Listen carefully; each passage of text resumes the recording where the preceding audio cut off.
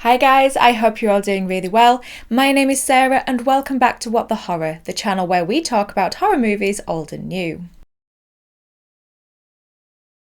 Also, welcome to a new episode of Truly Horror, the series where we talk about the true stories, the true events and true crimes surrounding certain horror movies, the behind the scenes stuff that is often stranger and scarier than the movies themselves. Seeing as how Christmas is just around the corner, I thought it would be fun to do a festive Truly Horror. So as you probably saw from the title, today we're looking at the true inspirations behind Black Christmas. Black Christmas is a Canadian slasher that was written by A. Roy Moore and directed by Bob Clark. It was released back in 1974 and stars Olivia Hussey, Margot Kidder and John Saxon. It was filmed on a budget of $620,000 and made $4.1 million at the box office. Black Christmas, which was originally going to be called Silent Night, Evil Night, was released to mixed reviews and reception, which is funny to think of now because Black Christmas is now held in very high regard. In fact, it has appeared in multiple greatest horror films ever made lists.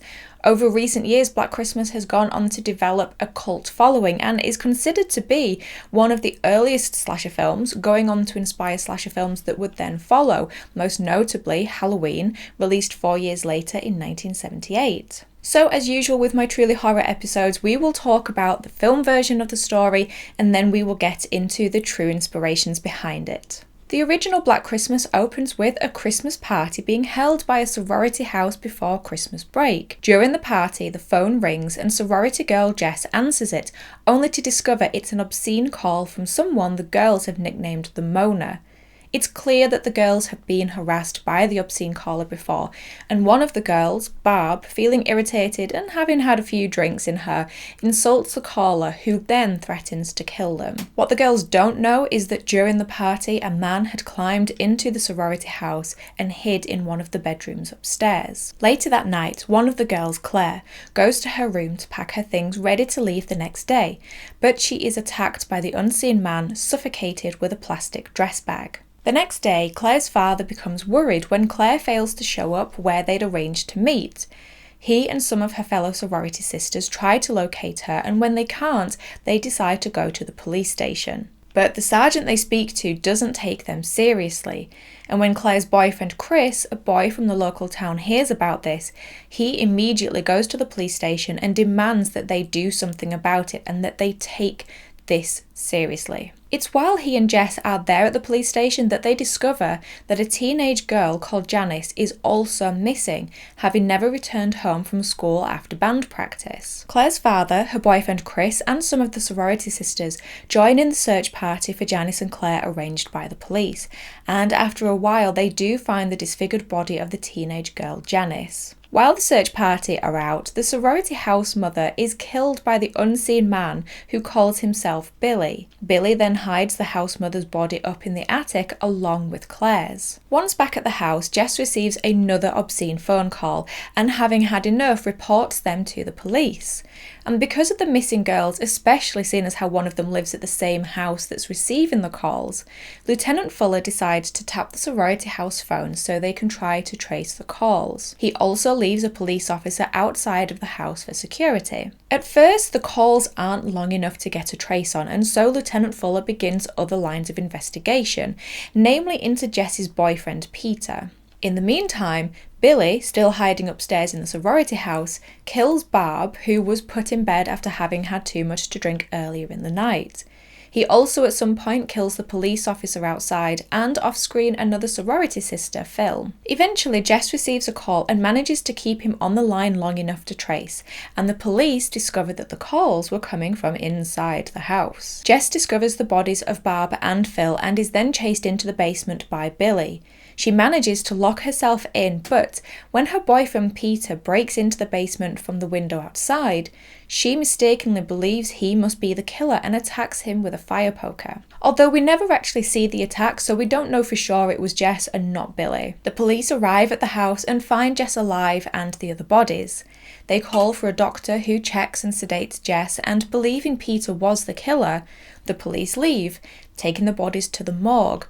But as we know, Peter wasn't the killer, and Billy can be heard breathing up in the attic, where he's still hiding, with the bodies of Claire and the house mother which haven't been discovered yet. And Jess's fate is left unknown as the film ends with her alone in the sorority house with Billy, with only one police officer outside for security, and the ominous sound of the telephone ringing out. The alternate name of Silent Night, Evil Night was apparently Warner Brothers' idea, but another name the film almost had was Stop Me, which was the name of the screenplay written by Roy Moore. Moore claimed to have taken inspiration for the story from the urban legend known as The Babysitter and the Man Upstairs, and a series of murders that took place during the holiday season in Montreal. The urban legend tells the story of a teenage girl who is babysitting one evening while the children's parents are out. The babysitter puts the children to bed and then she settles herself down in front of the TV in the living room. After a while, the telephone rings, but when the girl answers, all she hears is silence. The babysitter receives a few of these calls, and at first she just dismisses them as practical jokes. But later she soon becomes scared when the caller asks her if she checked the children. The babysitter asks who he is, but he hangs up on her, and rather than checking on the children, she ignores the threat, but goes on to receive more calls through the night, each one angrier than the last. Eventually though, the girl does call the police, who tell her that if she can keep the man on the line, they will try to trace the call. And when he calls again, she manages to keep him talking for longer this time. The girl then hangs up the phone, and when the phone rings again, it is the police who tell her that they have traced the call and that it was coming from inside the house. The police tell her to leave the house immediately. The babysitter leaves and is eventually met by the police outside the house, who explain that the man was inside calling after having killed the children upstairs. There are a few variants where the babysitter sees a clown statue in the corner of the room, but when she questions the parents about it, they say they don't have a clown statue, and so it turns out to have been the caller. There's another where the babysitter is also killed, and another where the babysitter manages to rescue the children and the caller is arrested. There is also a version where years later the babysitter, now an adult, has a family of her own. One night she and her husband go out while a babysitter watches their children. A waiter at the restaurant tells the adult babysitter that there is a call for her, and when she goes to answer it, a voice at the other end asks, "Did you check the children?" The Babysitter and the Man Upstairs urban legend dates back to the 1960s and spread really quickly through word of mouth, with most children and adults having heard a version of the legend. Some even claimed it to be a true story, even in some cases claiming to have known the person that it happened to. As with most folklore and urban legend, the story expresses contemporary anxieties and also contains a moral message. During the 1960s and 70s, but let's be honest, at any time, parents were worried about the safety of their children, especially while under childcare. Mothers were apprehensive about leaving the home and children for work, and some of society was growing uneasy about the increasing independence of young girls and the rejection of certain expectations of women brought on or at least encouraged by the sexual revolution and second wave feminism. This particular aspect is explored more in Jess's subplot, where she discovers that she is pregnant but tells her boyfriend Peter she doesn't want to keep it. Peter refuses Jess this choice and demands that she does keep the baby. But while Peter has grown tired of his life goals and now wants to settle down with a family, Jess argues that she doesn't want to give up her own dreams and get married simply because he gave up on his. Tea break. The urban legend also taps into the fear and uncertainty that a lot of girls felt came with this growing independence. The same cultural anxieties and moral messages that inspired the urban legend also inspired a lot of the early slasher films such as Halloween, and as we've seen from this episode, the urban legend itself was the direct inspiration for Black Christmas, but also for When a Stranger Calls. The other inspiration for Roy Moore was the Webster murder in Montreal. 14-year-old George Webster was born to Andrew and Wilhelmina Webster. He had a 12-year-old sister Mina and an 8-year-old brother Andrew, or Drew for short. The Webster family lived at 18 Greenville Avenue in Westmount, Montreal, and were considered a successful business family by the community. They were a happy family by all accounts and highly respected. But in the weeks and months leading up to the murder, George had begun acting unusually out of sorts. according to his school friends. George attended the Westmount High School where he had a good circle of friends and was also a piano champion, but lately he had begun skipping school and acting differently towards his friends. Also in residence at the Webster house was 25-year-old Sylvia Cust, a family friend who was visiting from Australia and had been staying at the house for 5 weeks. In the early hours of the 17th of November 1943, for a reason unknown, George Webster attacked and brutally killed his mother Wilhelmina with a baseball bat. He also attacked his younger brother and sister, who both survived, and Sylvia Cust. It's believed George killed his mother first, then attacked his sister Mina, then Andrew, and finally Sylvia.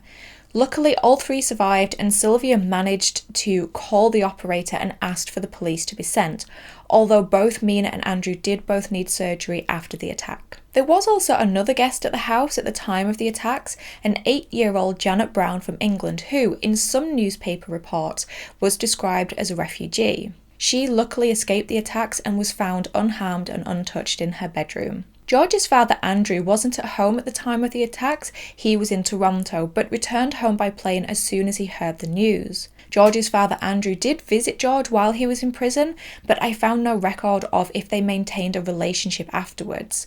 I mean, I don't know. Could you maintain a relationship after that? On the 3rd of December 1943, a coroner's jury deemed George responsible for the attacks and he was charged with murder.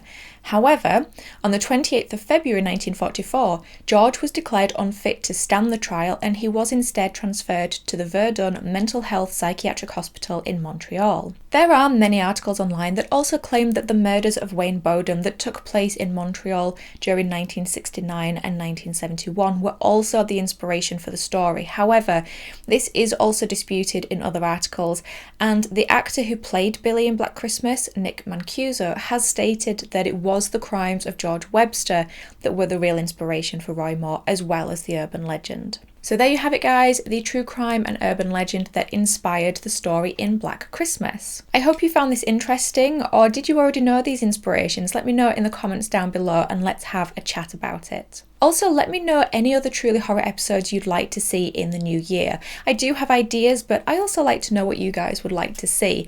And I haven't forgotten an Annabelle Truly Horror. I know I promised it. It is coming. It's just that that story spans 3 to 4 movies in the Conjuring universe, and I just haven't found the time to do that one yet. But I will be doing it in the new year at some point. I haven't forgotten.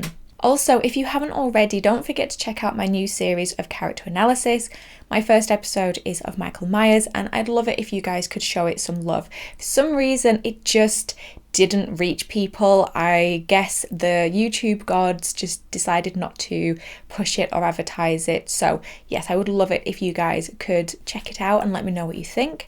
I've started with Michael, but I will be doing Freddy and Jason and Leatherface and some of the ghost faces and our favourite final girls as well. So keep an eye out for those in the future. And don't forget to subscribe, because as well as the Truly Horror episodes coming out and the character analysis, in the next few weeks, towards the back end of December, beginning of January, I will also be dropping my ranking of horror movies of 2022 and my most anticipated movies of 2023. So hit that subscribe button so you don't miss out on any of that. In the meantime, thanks as always for stopping by. I really do appreciate it. Take care of yourselves, and I will talk to you in the next episode. Bye, guys. For some reason, the YouTube gobs